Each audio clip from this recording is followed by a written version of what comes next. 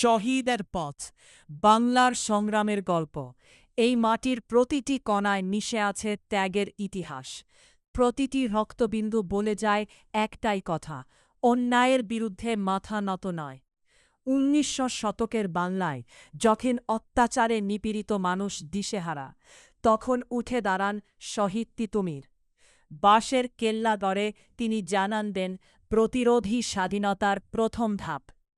একই সময়ে হাজী শরীয়উল্লাহ মানুষকে আহ্বান জানান সত্য, ন্যায় আর ধর্মীয় শুদ্ধতার পথে ফিরে আসতে। সময়ের স্রোতে আসে নতুন নেতৃত্ব, এ.কে. ফজলুল হক।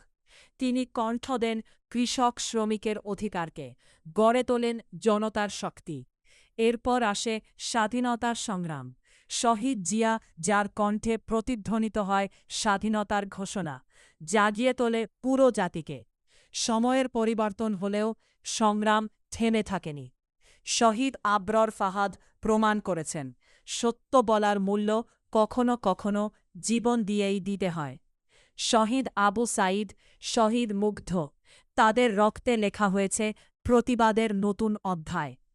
জুলাইয়ের সেই উত্তাল দিনগুলো, বিটিএস বিরোধী আন্দোলনে যারা শহীদ হয়েছেন, তারা দেখিয়ে গেছেন অন্যায়ের বিরুদ্ধে প্রতিবাদ কখনো থামে না।